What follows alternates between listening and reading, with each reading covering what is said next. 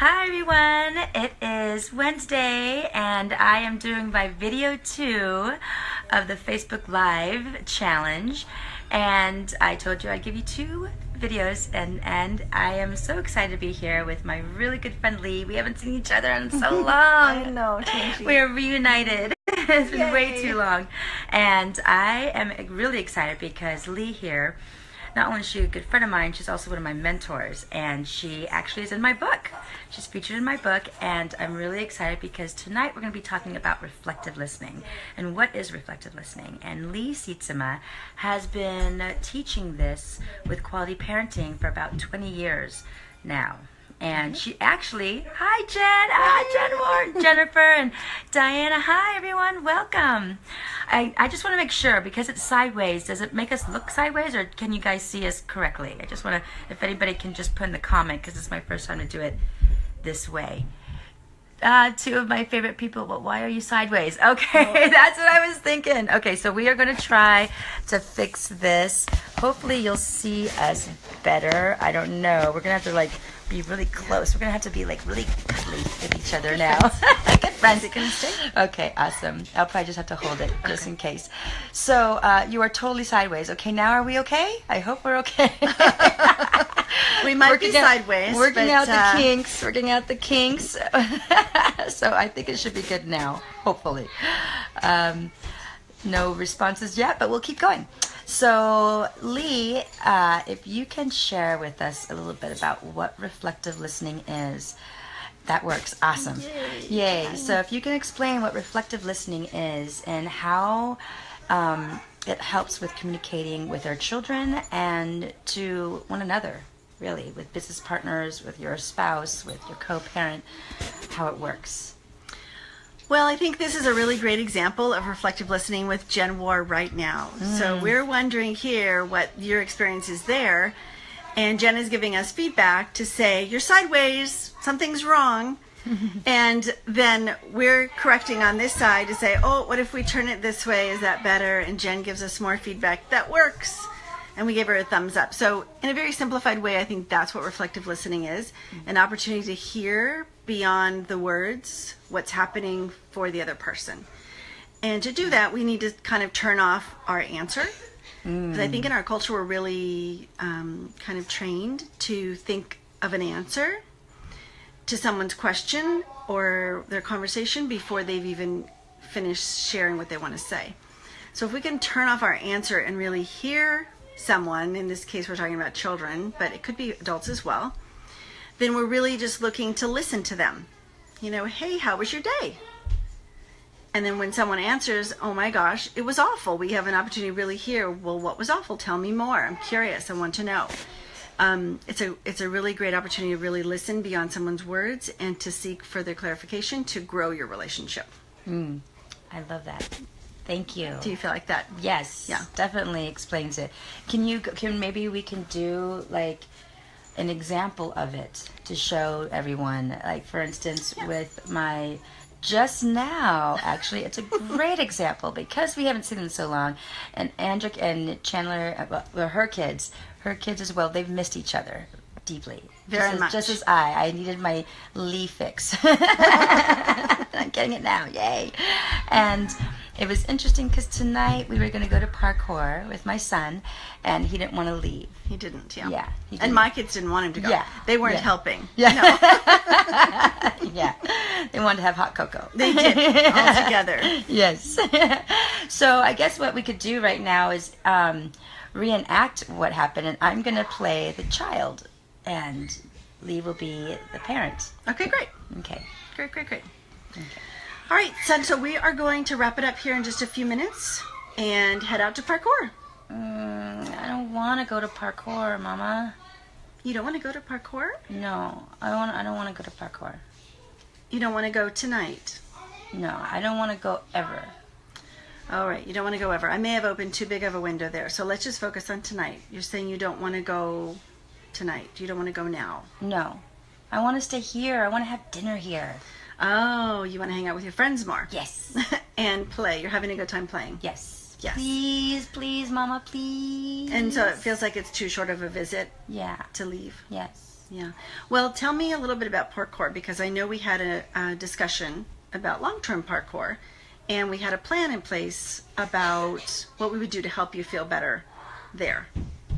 So tell me about that for tonight, because we talked about going regularly on certain nights, and we picked tonight, Wednesday, being a regular night.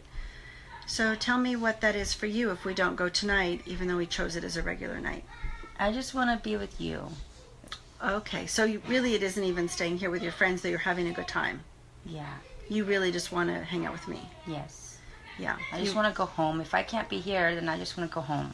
All right, so that's really great that you're sharing that with me. So you're not caring so much about parkour, and though you'd love to be here, our friends have plans tonight, so we can't stay here.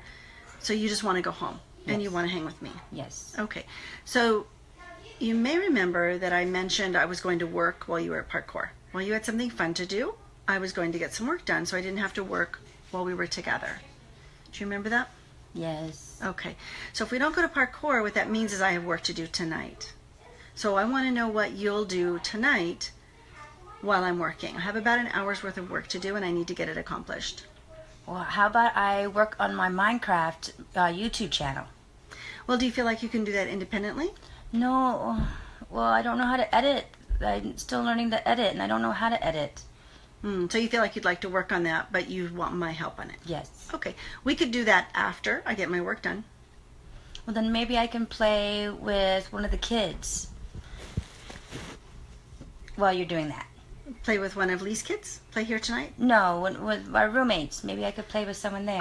Well, I'd like us to make a really specific plan, not counting on other people. Because I don't know if they'll be home. Maybe they're going to go out to dinner, or maybe the little ones are already in bed. I don't really know. And I want us to make a plan together. Okay. Well, I could play with my Legos. Okay, that'd be great. Do you have an idea of what you'll do, so when we get home, we can just jump right into my work and your play? Yeah, I'll just play. I'll play with my Legos, and I'll wait. Okay. Shall we set a timer for the hour, or how will we best help each other to know it's been an hour? Yeah. Okay. Do you want to set the timer when we get home? Yes. Okay, great. So we're going to hang out here just a little bit longer, and then we're going to go. It sounds like we're going to go right home, and I'm going to get right to work, and you'll set a timer, and you'll play for an hour with Legos, and I'll get my work done. Yes. After that, you want to hang together? Yes, I want to do a board game. Board game. Okay, I thought you wanted to work on your YouTube channel. Oh, okay, yeah, I want to do that. You can pick. Do you want to pick now or think about it? I'll think about it. Okay. Well, think about it as well, that the end of the evening will be coming. And so, whatever we do has to be dependent on bedtime as well, and planning for the morning. Okay. Okay? All right. All Thanks, right. Mama. I'm so excited. We made a plan. Yay. Thank you. Go have fun with friends. Okay. Thanks, Mama. Love you. Love you. So what happened there? So That's kind of how it went down, too. Yeah, it actually in my kitchen counter. Yeah. That's kind of how it went down. yeah.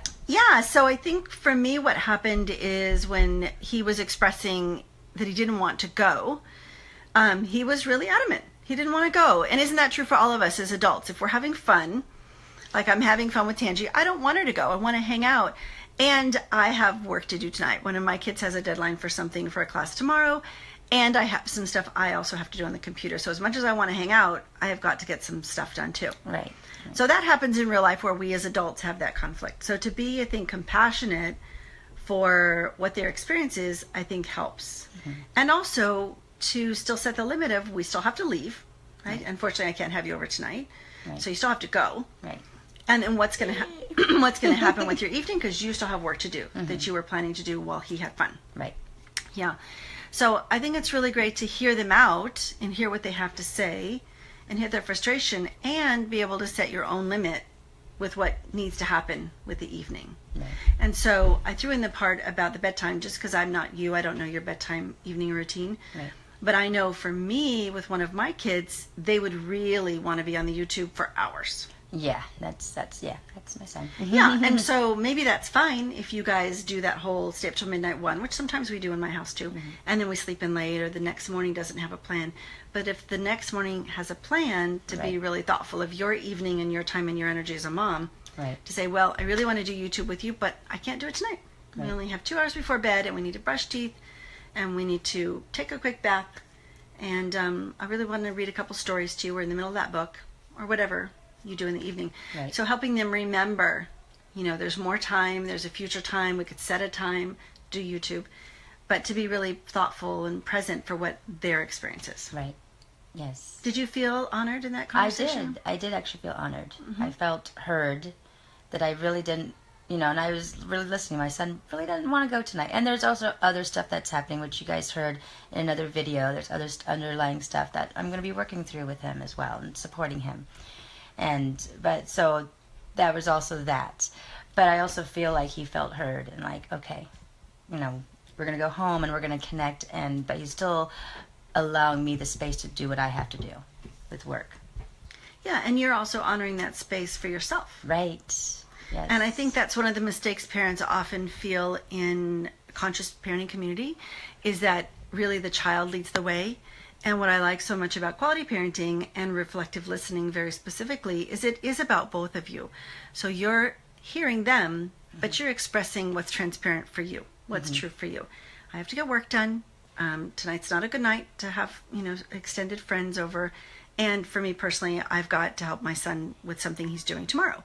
So to say to Tangee and Andrick, stay, stay, stay, which is what my heart wants to say, because I love having fun and I love doing that, means that tomorrow we're behind. One of my kids is disappointed because he didn't finish his work before book club. Right. So it would then have a whole cascading effect. Right. And so I think it's really great in reflective listening that we're hearing them and we're sharing what's true for us. So you're not giving yourself away, and I think that's a misconception about conscious parenting in general. Right. Yeah, because they think it's permissive parenting, which it isn't. Or non-parenting. I've heard people say that before too. You're not parenting. Right. And I like the idea that reflective listening is about, in my mind, through quality parenting, mutual respect. So I'm really honoring and respecting my child's experience and my experience. Right. So it's not just letting them run over me or me running over them, which is very culturally appropriate. Right. That we run over our kids and kind of boss them around and grab them by the hand and this is what we're doing. Yeah. But it really becomes a mutually growing relationship through conversation. And I think what I love about reflective listening the most is by doing that over time, you really become a family that doesn't have the kinds of arguments or conflicts that a lot of families have or struggle with, because your kids are comfortable communicating. They're comfortable coming with you and saying, hey, this is going down at a party and I don't really want to miss the party, but I'm a little bit nervous about that and I don't really want to be there for that. And what does that look like? And don't we all want that door opened when our kids are hitting those spots, as little kids or as young adults, where they're feeling stuck, and having a door where they can talk to you, I think is really important. Yes. Yeah. We have conflicts in my house, but it's not a yelling. One of my kids actually just said she witnessed in her job someone yelling at a child. She's a nanny. Which is often you just witness. It's pretty normal. Yeah. And what she said is she didn't realize how our family doesn't do that.